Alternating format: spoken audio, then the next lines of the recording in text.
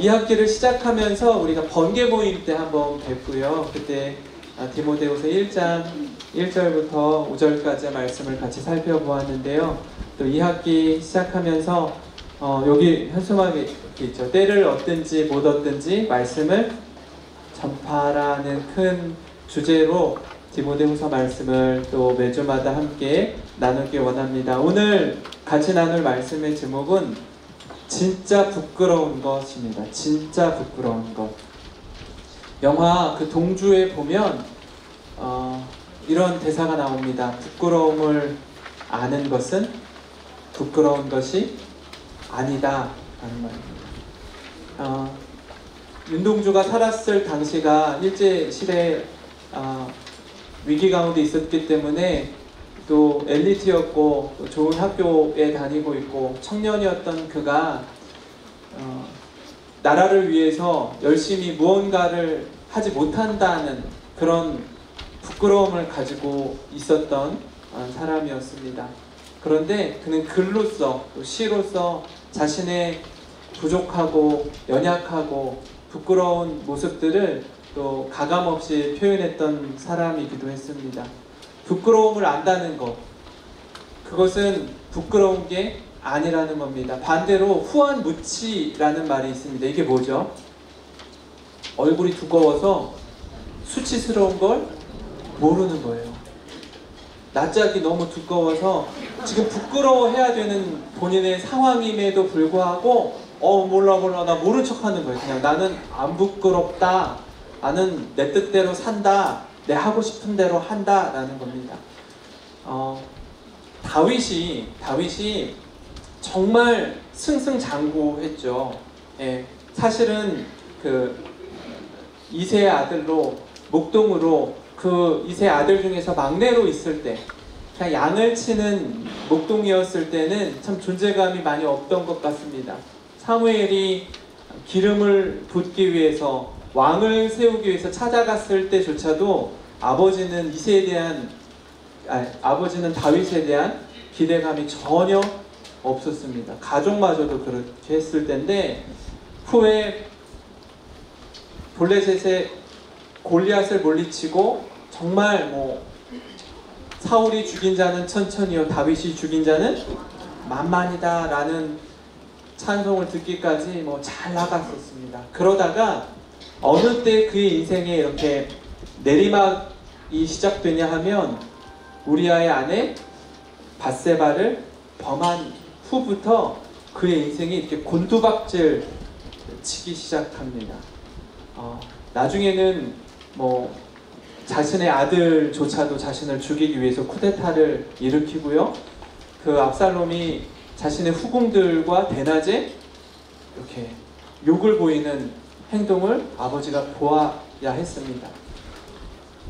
우리아의 아내 밧세바를 범하고 우리아를 전쟁터에 아주 치열한 전쟁터의 한복판에 맨 앞에 앞장서서 내보냈다가 죽이기까지 하죠. 그리고서도 모른 척하고 지냅니다. 아무 일 없는 것처럼. 누구를 통해서 자신의 죄를 이렇게 지적받죠? 나단 선지자를 통해서 자신의 부끄러운 모습, 수치스러운 모습이 여과 없이 다 드러나게 됩니다. 당신이 그런 사람이요. 어떤 비유를 통해서요?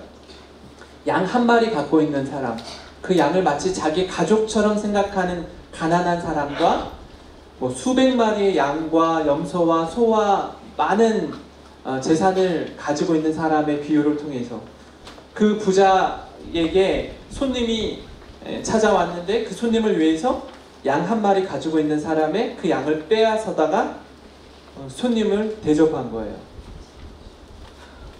이런 사람은 죽어 마땅하다라고 나단 선지자에게 말합니다. 그럴 때 어떻게 하죠? 나단 선지자가 그 사람이 바로 당신이요 라고 해요. 하나님이 어떻게 크신 은혜를 베풀어 주셔서 이스라엘의 왕이 되기까지 많은 부와 명예와 권력을 다 누리게 하셨는데도 불구하고 자신의 부하의 아내를 빼앗아서 그 부하를 죽이고 그 아내를 취한 것이 옳습니까? 그때 우리가 다윗이라면 어떻게 했겠습니까? 감히 나단 선지자가 왕에게 지적질을 해? 내가 죄를 지었다고 해도 어느 누구도 말 못하고 있는데 감히 나한테 이런 얘기를 해? 다윗은 그 자리에서 엎드리죠. 부끄러움을 아는 거죠. 내가 죄 지은 걸 스스로 깨닫고 남이 그렇게 지적해 줄 때 부끄러운 게 부끄러운 건지 알고 하나님 앞에 회개합니다. 회개합니다. 그게 능력인 줄 믿습니다. 우리 어르신들이 누구에게 이렇게 무슨 이렇게 소리를 들으시겠어요? 그런 이야기들 잘 하지 않으려고 할 거예요. 혹 모르겠어요. 자녀들이 이렇게 뭐라 할 수도 있는데 어지간해서는 쉽게 그렇게 말하지 못하는 지금 자리에 와 있습니다. 그럼에도 불구하고 누군가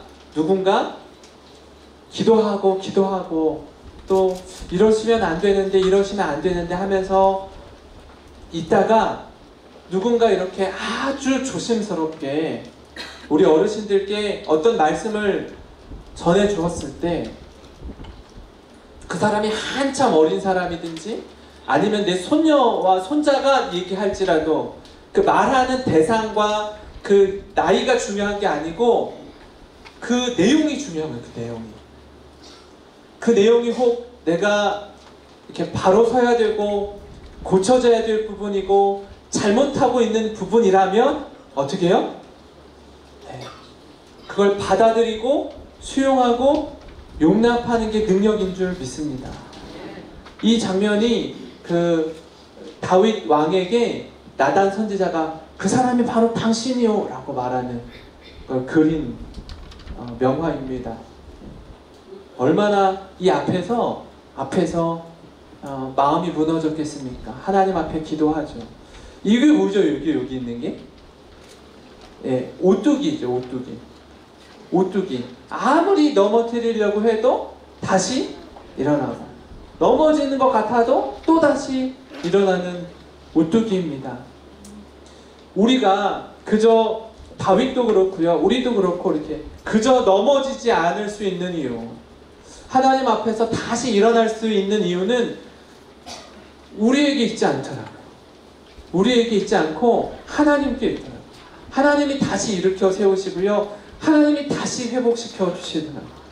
왜냐하면 우리에게 만약에 그 예전에 어떤 프로가 있었는데 제가 지금 갑자기 생각이 안 나는데 외국 영화였는데 24시간 내 삶의 24시간을 온 세계 사람들이 방송으로 시청하는 거예요. 나를 내 모습이 내가 어디를 가든지 카메라가 다 달려 있어요. 그럼 내 모습이 그냥 그대로 방송으로 방영이 되는 거예요. 내 삶이. 만약에 그렇다라고 한다면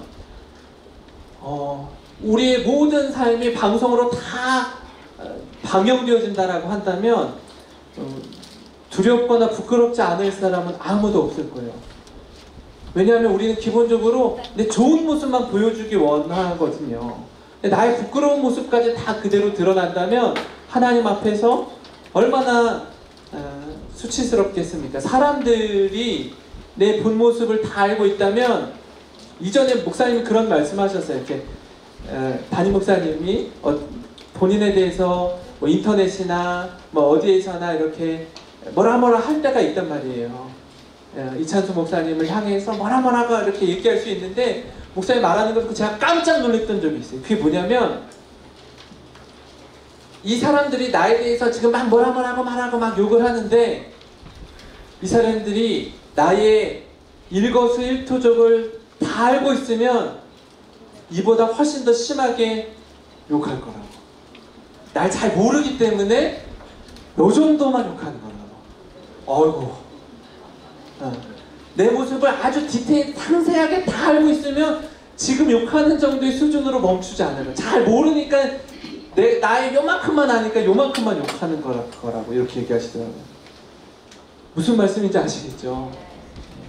우리가 그런 자리에 있다라는 겁니다.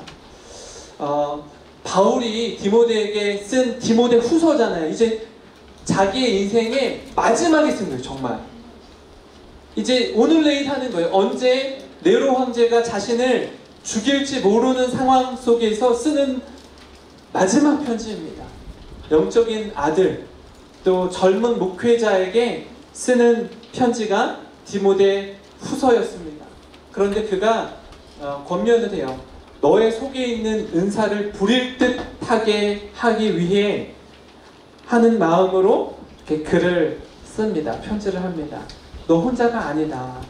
지금 나와 네가 떨어져 있지만 이제 더 이상 내가 너와 이렇게 공간적으로 함께해서 도와줄 수 있는 자리에 있지 않지만 너 결코 혼자가 아니다. 하나님의 은사를 힘입어서 정말 다시금 일어났으면 좋겠고 두려워하지 않았으면 좋겠다. 두려워하지 않았으면 좋겠다. 혼자라고 생각하지 말아라.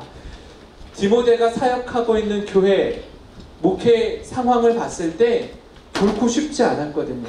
어린 목회자가 사명을 감당하기에 있어서는 여러 다양한 거짓 교사들도 있고 자신의 발목을 잡는 사람도 있고 손가락질하는 사람도 있고 수많은 사람들의 여러 가지 원하는 바들이 있는데 그것을 다 지켜줄 수도 없고 따라줄 수도 없는 상황 속에서 가뜩이나 영적인 스승인 바울마저 이렇게 된 상황에서 얼마나 마음이 무너졌겠어요.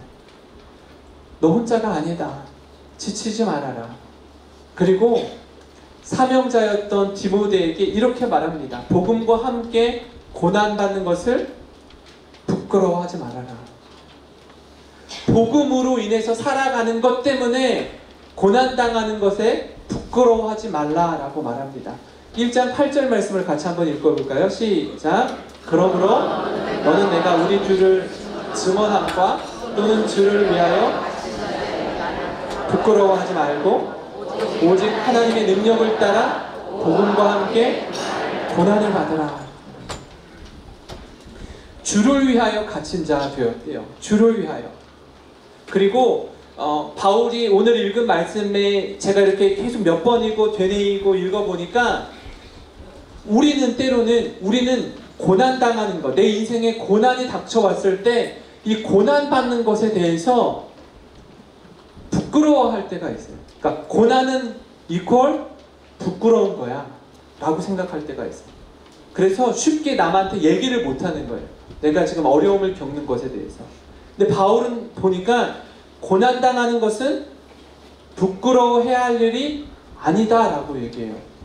왜 그런가 조금 더 자세히 살펴봤더니 지금 자신이 당한 고난이 내 유익을 따라서 내 욕심대로 살다가 내가 더 많은 것을 누리기 위해서 살다가 당하는 고난이 아니기 때문에 그렇더라고요.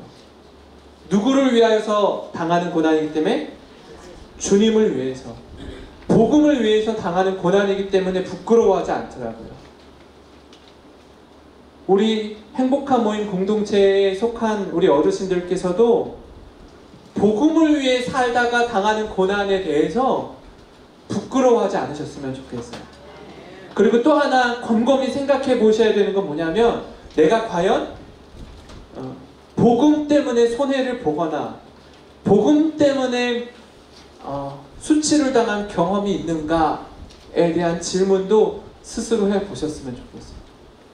내가 전도하다가 사람들이 무시하죠? 막 눈 아래 위로 흘겨보면서 뭐야 이거 이렇게 대할 때도 있고 그냥 팍 치울 때도 있고 그냥 쓱 가죠. 아무리 친한 관계 속에서 있다가도 정말 주저주저하고 내가 이 사람을 새생명축제에 전도하기 위해서 기도하고 오랜 시간 기도하고 다른 이야기 할 때는요 너무나 좋아요. 너무나 좋은데 예수 복음에 대해서만 우리가 입을 딱 떼는 순간 그렇게 친한 친구의 표정이요 안색이 쫙 바뀌는 거예요. 다른 건 다 얘기해도 좋은데 그건 얘기하지 마. 그럼 나 너랑 친구 안 해. 나 다시는 너 안 만나. 막 이렇게 갑자기 확 돌변하는 거예요. 그 마음이 상하죠. 무너지죠. 이런 일로 인해서 내가 고난을 받아보았는가, 고난을 경험했는가를 이렇게 돌아보셨으면 좋겠어요. 바울이 디모데에게 그러잖아요. 주를 위하여 갇힌 자 된 나, 지금 감옥에 갇혀 있으니까 나를 부끄러워하지 말고 오직 하나님의 능력을 따라 복음과 함께 고난을 받으라. 누구에게 하는 말이에요? 디모데에게. 고난을 받으라. 복음과 함께 고난을 받으라고 얘기하고 있습니다. 이로 말미암아 내가 또 이 고난을 받되, 그죠? 내가 또 이 고난을 받되 부끄러워하지 아니함은 내가 믿는 자를 내가 알고 또는 내가 의탁한 것을 그날까지 그가 능히 지키실 줄을 확신함이라. 고난을 받되 부끄러워하지 않는데요. 이 모습이 우리들에게도 있었으면 좋겠습니다. 그래서 정말 누구보다 하나님을 사랑하고 하나님을 위해서 복음을 전하는 것으로 인해서 고난당하는 것 때문에 부끄러워하지 않으셨으면 좋겠습니다. 우리 로마서 1장 16절 상반절에 있는 말씀인데요. 한번 같이 큰 소리로 읽겠습니다. 시작!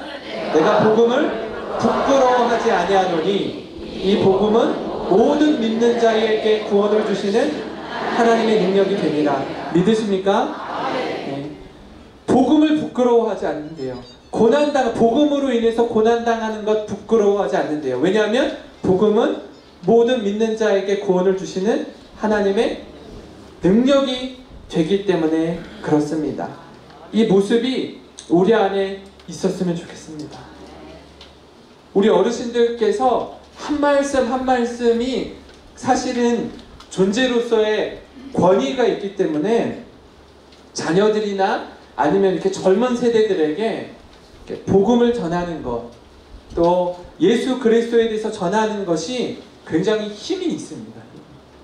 그래서 아끼지 마시고 주저하지 마시고 그 복음을 전하시는 우리 어르신들이 되시기 바랍니다.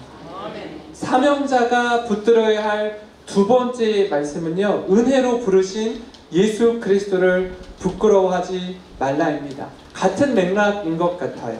처음 복음과 함께 고난받는 것 부끄러워하지 않는 것처럼 우리를 은혜로 부르신 예수 그리스도를 부끄러워하지 말라 하는 것입니다. 디모데후서 말씀 같이 살펴볼 텐데요. 잠시만, 또 안 넘어가요.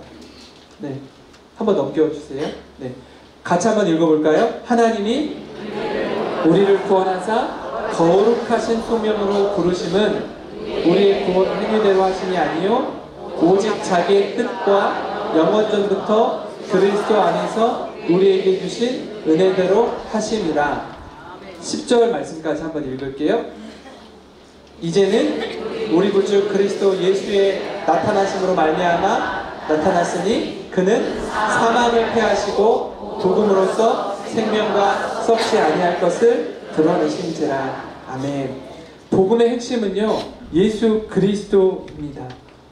죄로 인해서 죽을 수밖에 없는 우리의 죄 문제를 예수님께서 십자가에 죽으시고 부활하심으로 우리를 구원해 주셨습니다. 우리를 거룩한 자로 부르신 건요, 9절에서 말씀하고 있는 것처럼 하나님이 우리를 구원하사 거룩하신 소명으로 부르심은 뭐가 아니요? 우리의 행위대로 하심이 아니요 우리에게 주신 은혜대로 하심이라 라고 말씀합니다.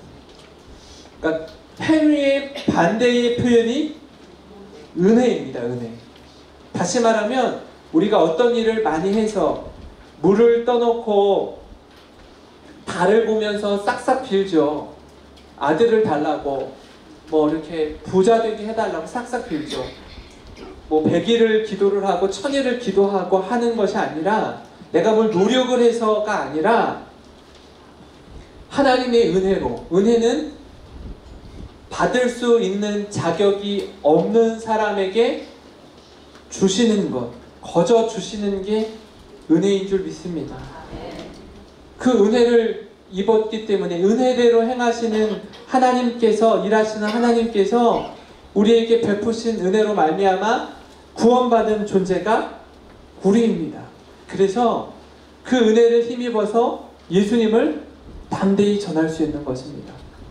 예수님께서 나의 죄를 위해서 십자가에 죽으신, 또 부활하신 사건을 기억한다면 내가 예수님으로 인하여 당하는 고난, 예수님을 위해 받는 이 어려움들을 감당할 수 있는 거예요. 누가 그렇게 살았죠? 디모데 후서를 쓰고 있는 바울이 그렇게 살다가 그렇게 죽었습니다.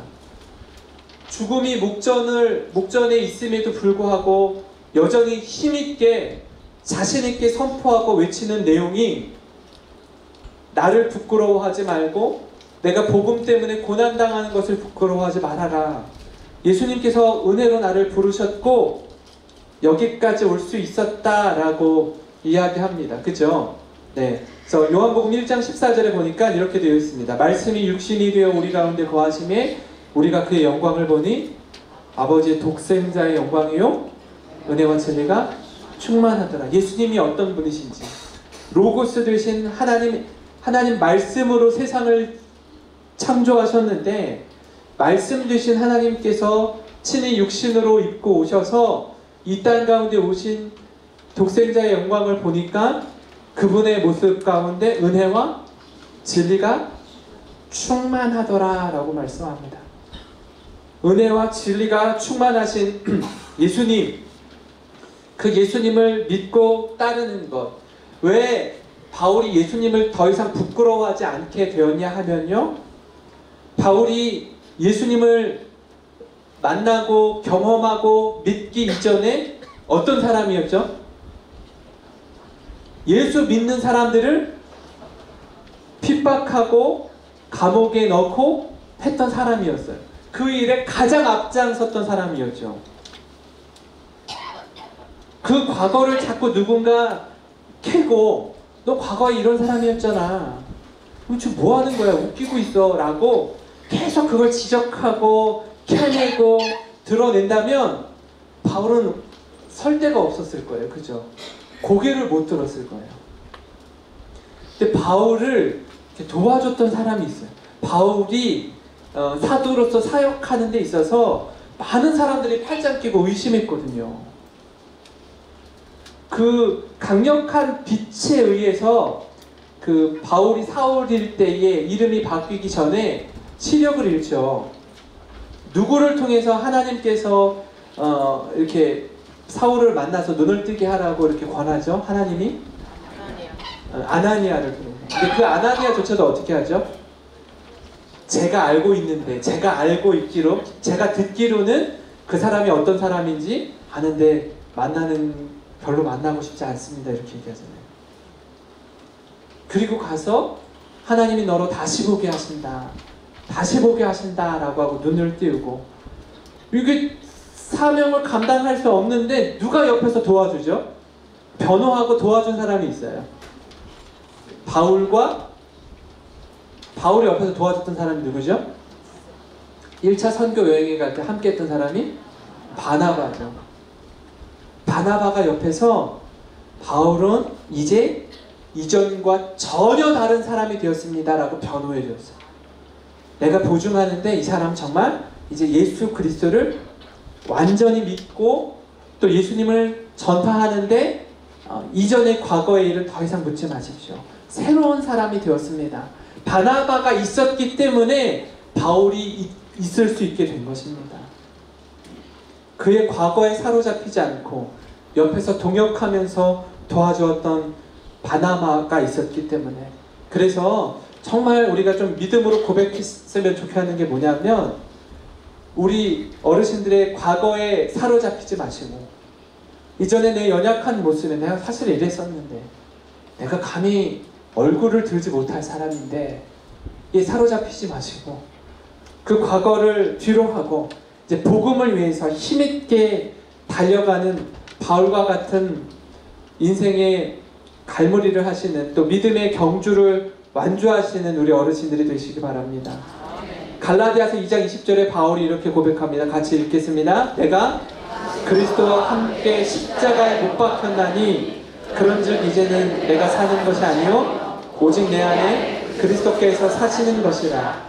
이제 내가 육체 가운데 사는 것은 나를 사랑하사 나를 위하여 자기 자신을 버리신 하나님의 아들을 믿는 믿음 안에서 사는 것이라. 아멘. 이 믿음의 고백이 우리 안에 있기를 소망합니다.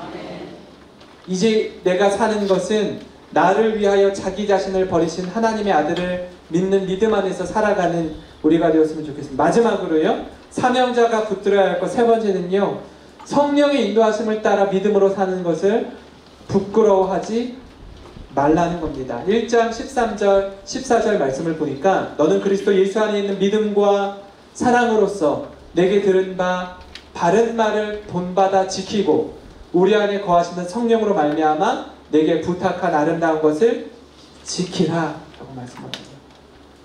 네가 목회자로 세움받은 것, 네가 하나님의 동역자, 하나님의 사역자로 세움받은 것, 이것은 하나님이 불러주셨기 때문에 가능한 것이다. 그리고 지금까지는 내가 너와 함께 동역했지만 이제는 홀로 서기를 해야 되고 또 이후에는 네가 또 다른 사람을 세워야 한다는 거예요. 내가 너와 함께 동역하면서 믿음의 바통을 너에게 넘긴 것처럼 그 바통을 너 혼자 쥐고 있지 말고 그 바통을 어떻게 하라는 거예요? 이제 또 다른 사람을 세우는 일에 성령 하나님께서 너와 함께 하실 것이고 이것을 이제 너도 또 다른 사람에게 전해야 한다는 겁니다. 우리 행복한 모임의 그 구호가 뭐죠? 표어가 뭐죠? 믿음의 유산을 나만 갖고 있으라고요? 예, 다음 세대에게 전하라고요. 그 믿음의 바통을 다음 세대에게 전하라고요. 그런데 그 일을 함에 있어서 그 사명을 감당함에 있어서 하나님께서 우리를 혼자 두신다고요? 아니요. 성령님께서 우리를 인도하시고 보호하시고 함께 해주신다라는 것을 기억하시기 바랍니다. 때로는요, 연세가 드시고 또 이렇게 자녀들에게 연락이 오지 않고 연락이 자주 왔던 자녀들이 이렇게 뜸하고, 제가 이렇게 신방을 하잖아요. 교구에서 신방을 하면서 저희 부모님 세대 같으신 우리 행복한 모임 어르신들을 신방하고 이렇게 나서 이렇게 나오면요, 저희 어머님이 생각이 나는 거예요. 아, 우리 어머니 어떻게 잘 지내시나. 제가 전화를 자주는 못 드리거든요. 근데 이제 생각이 나서 최근에 한번 이렇게 전화를 드렸어요. 저 엄마라고 부르거든요. 엄마, 저 현웅이에요. 이렇게 하는데, 그래, 어떻게 잘 지내냐? 그러면서, 너 이렇게 전화를 잘 안 하는 것 같아. 그래서 제가 이렇게 교구 신방하면서 이제 부모님 같으신 분들을 신방하면서 엄마가 생각나서 전화 드렸어요. 이렇게 얘기를 하면서 이제 전화를 하거든요.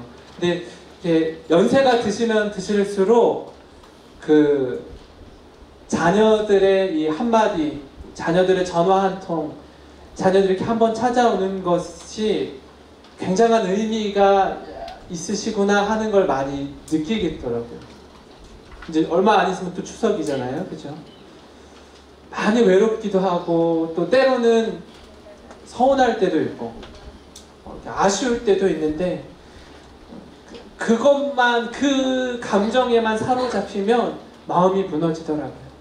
바울이 그러지 않았을까요? 바울은 더 했을 것 같아요. 감옥에 홀로 있고 결혼도 하지 않았어요. 아무도 찾아오는 사람도 없어요. 이제 더 이상 죽음이 코앞에 닥쳐 있어요. 그런데 저는 이렇게 디모데 전서를 읽고 후서를 읽으면서 바울이 막 외로움에 사로잡혀서 있는 모습이 별로 안 느껴지더라고요. 오히려 되게 이렇게 확신에 차 있고 열정에 사로잡혀 있고, 디모데를 향해서 어떻게 하면 내가 이 목회자를, 이 젊은 목회자, 소심하고 두려움에 사로잡혀 있고 어떻게 할지 몰라 벌벌벌 떨고 있는 이 디모데가 믿음 안에서 잘 세워질 수 있을지 고민하면서 이 힘있게 쓴 이 편지를 보면서, 아, 여기에 사로잡혀 있지 않구나, 외로움에 사로잡혀 있지 않구나, 두려움에 사로잡혀 있지 않구나, 서운함에 마음이 빼앗겨 있지 않구나를 느끼겠더라고요. 이 시간 가운데 하나님께서, 우리 아까 어머님이 정말 뜨겁게 기도해 주셨는데, 하나님 건강하게 또 하나님을 향한 믿음 가지고 또 자녀들에게 정말 좋은 모습으로 신앙의 유산을 물려주는 우리 귀하고 복된 우리 어르신들이 되시기를 주님의 이름으로 축원합니다. 우리 요 하나 읽어보고 마칠까요? 하나님 앞에서 시작. 하나님 앞에서 부끄럽지 않은 인생을 살지어다. 다시 한번요. 하나님 앞에서 부끄럽지 않은 인생을 살지어다. 아멘. 그렇게 살아가는 또 살아내는 우리 모두가 되시기를 주님의 이름으로 축원합니다.